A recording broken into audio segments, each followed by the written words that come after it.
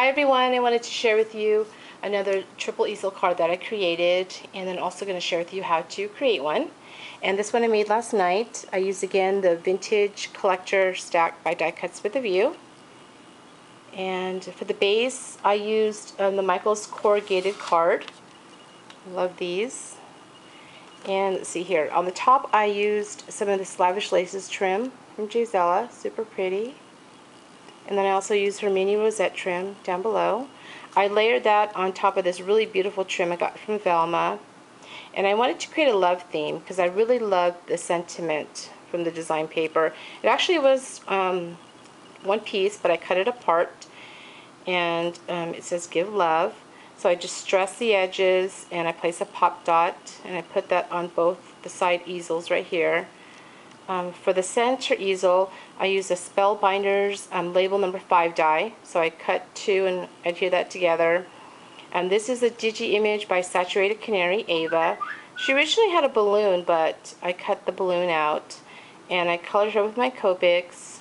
I placed some dimensionals behind her. And then this is a Prima flower. I used my Martha Stewart punch. These flowers I had in my stash. And then I wanted to create a little pop-up heart in the center. So one of the design papers had a ton of hearts, and I just cut 3 out. And so I adhered one of the hearts to the card. I took the second heart, I folded it in half, glued the top part of that heart to the bottom heart, fold the bottom part of that heart forward, and glued it to this heart.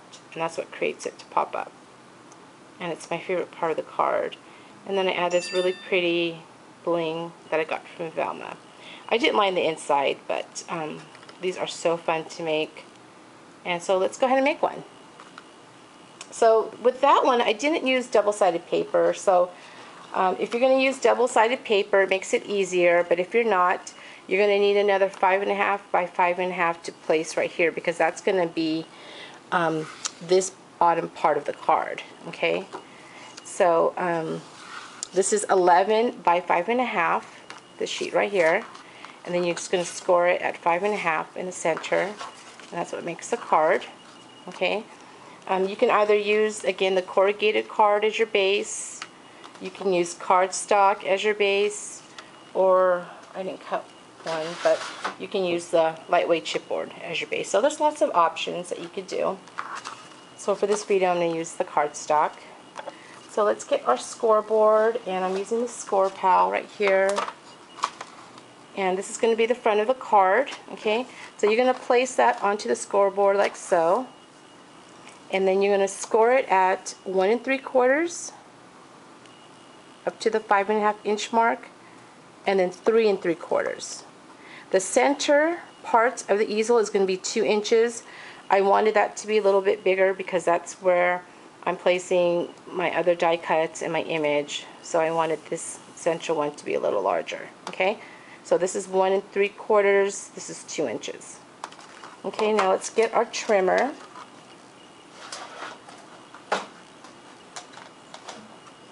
And we're going to line that at the 1 3/4 inch mark. And then you're going to cut up to the 5.5 inch mark.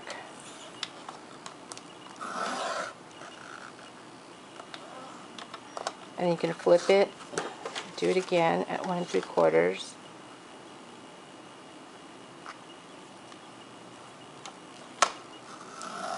Up to the 5.5. Okay. I think I need to get me a new blade.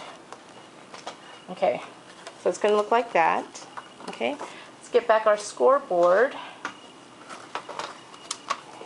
And you're going to take these 2 flaps, okay, and go like this.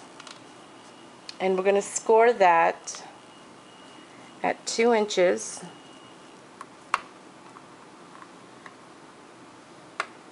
And then at 4 inches. Okay, and then you're going to take the center flap. You're going to score that at 2 1/4.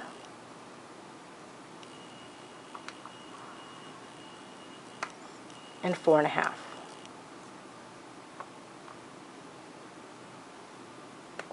Okay, really easy.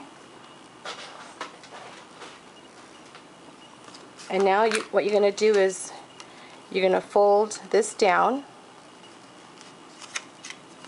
And I like to get my bone folder here. And then you're going to fold this up. Oh, grab the wrong bone folder. Okay, and then this same thing, you're going to fold it down.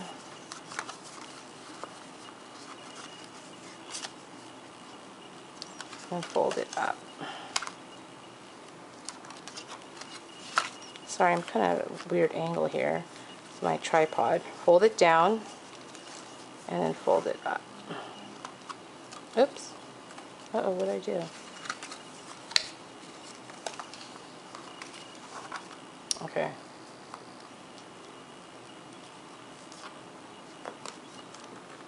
Okay.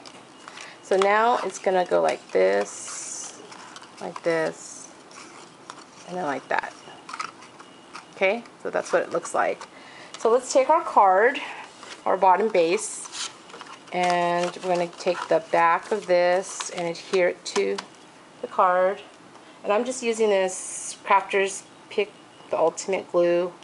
Got that at Hobby Lobby. It's really nice glue. It's really strong. Just have to shake it a little bit. Okay, so it's just, I'm only going to cover a little. I'm not going to really cover a lot, just for the video. Normally, if I'm using the corrugated board, you want to use really strong double-sided tape or red line tape. Because I'm just using cardstock, I'm just going to use this tacky glue here. So let's adhere that on top of the card. So, okay, so it looks like that. And then you're going to line the inside, you know, whatever you want to put, you know, design paper. And then these first scored lines, you're going to adhere. Okay, so let's just add some glue.